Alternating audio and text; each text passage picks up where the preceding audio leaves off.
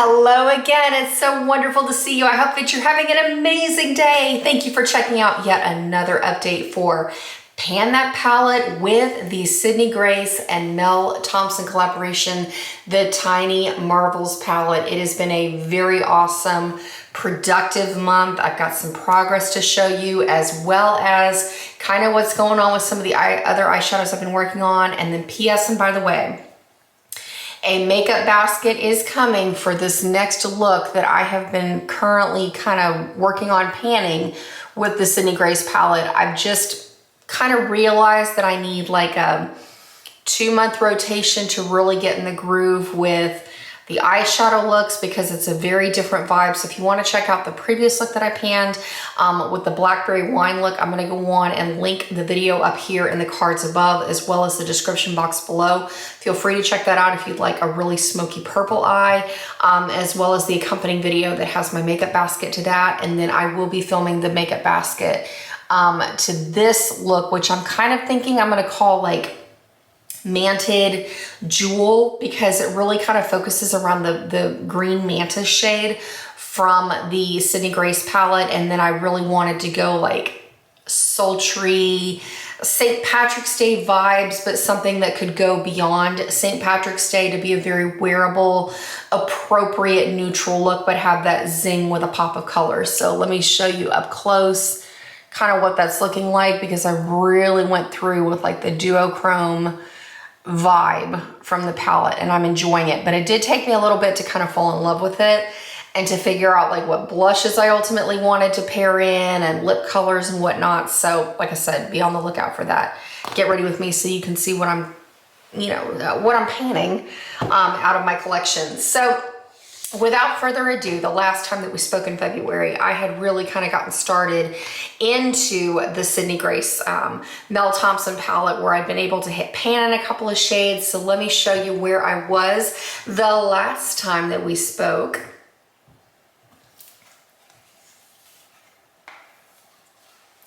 And then here is where we are currently. And like, this is yet another reason that I wanted to go on and kind of have 2 months to really kind of get in the groove with panning a look, because I'm hoping, just like I was able to do with this Love Bug shade, to go on and be able and hit pan, fingers crossed, at some point with this beautiful mantis shade.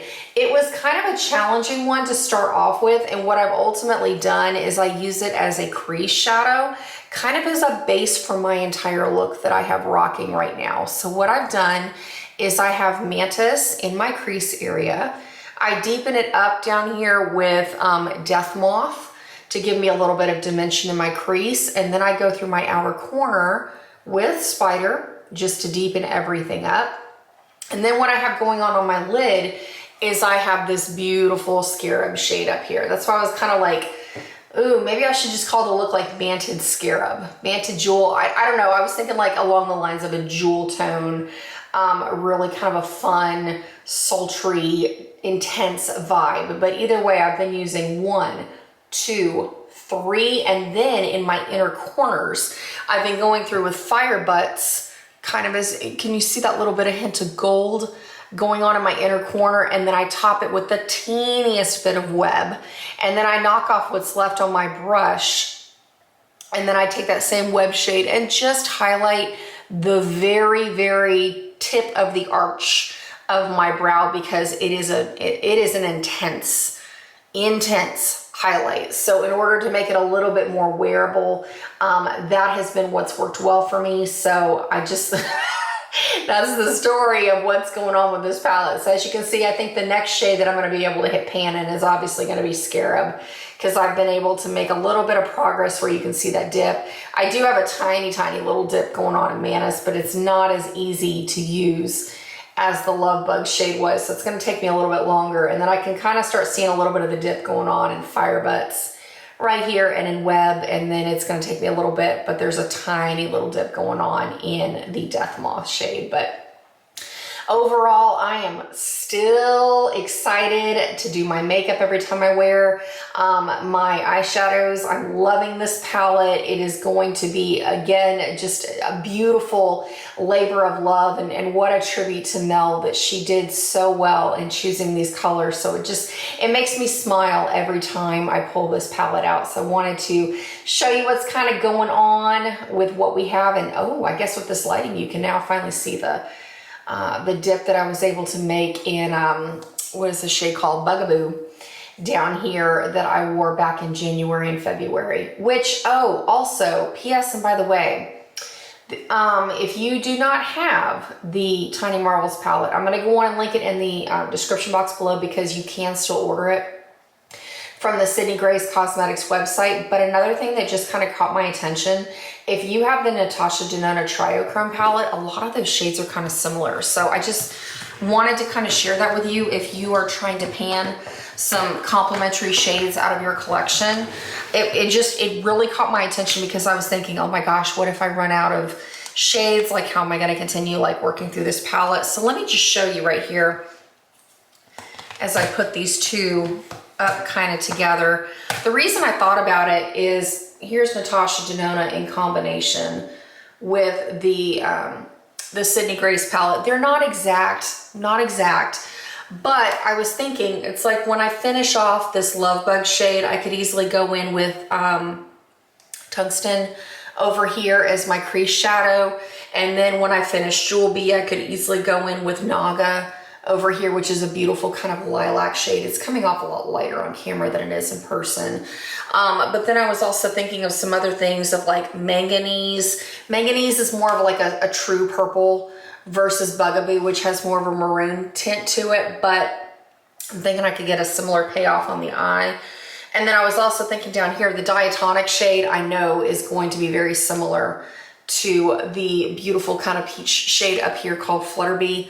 They actually have about the same quality of pigmentation. They're a little bit on the powdery side, kind of faint, so you definitely need to build them up. But I was just thinking, I was like, interesting that I could pair these in together. So that's already several shades. And then I'm also thinking too, if you have both of these palettes, there are lots of things that could play well off of each other. Like some of these greens in here, like the deep olive over here, would be stunning with Fire Butts. I'm also thinking some of these kind of mustardy shades from Natasha Denona, again, pairing it with the beautiful like the BB shade and some of these like other tannish colors and like even with Scarab, it would just be a nice contrast. So if you have both of these palettes, pull them out.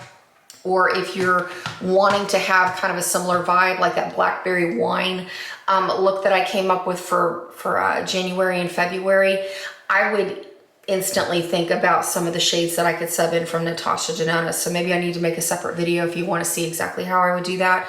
But it caught my attention because I'm like, I saw a lot of similarities and some hopefully comparable dupes. I'll give it a try and let you know, but it just, I wanted to share that thought with you instantly, that it caught my attention.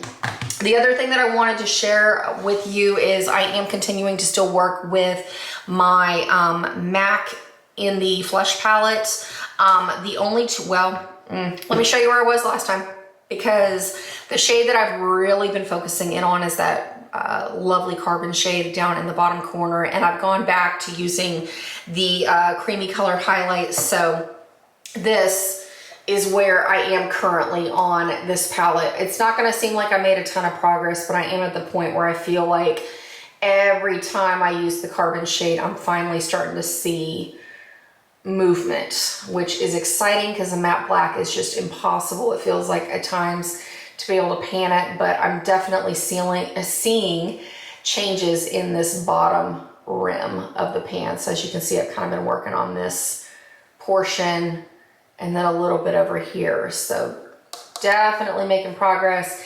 And then during the Blackberry Wine phase, I was alternating between these two highlighters, and then I ended up focusing on the baby pink. I am back to this cream shade to just go on and finish it off. So fingers crossed, within the next couple of months, this is another shade that I want to finish off in 2025. So that's what's going on with MAC in the flesh. Hopefully we'll get another like at least a couple shades done out of this palette before the end of the year, but definitely that's going to be on the docket to pan solidly.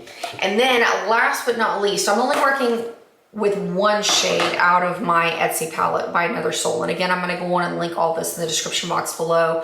That, you know, if you've been following me, I know that you're probably sick of hearing me talk about it, so go on and check the description box. But the paper palettes that I've been working out of, the shade that I am focusing on currently is the Anastasia Beverly Hills shade called Deep Plum. It's another shadow that I want to finish by the end of the year. So, excuse me, let me show you where I was when we finished that Blackberry Wine look back in February.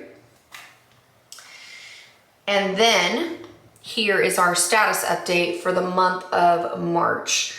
I guess it's not going to look like I made a ton of change, but I'm using this on my lower lash line for the time being with this intensely green smoky look. So I really, really like the contrast of having that purple down on my lower lashes. And again, it's giving me another 31 uses for the month of being able to keep working with this. So again, it's another shadow that I want to work on panning for the rest of this year in some form or capacity. So I'm going to be figuring out how to make purple eyeshadow happen in a lot of different looks. If I can use it as a deepening, you know, outer crease shade or lower lash line, a liner, you name it, I'm going to try it because I do want to finish that shadow this year.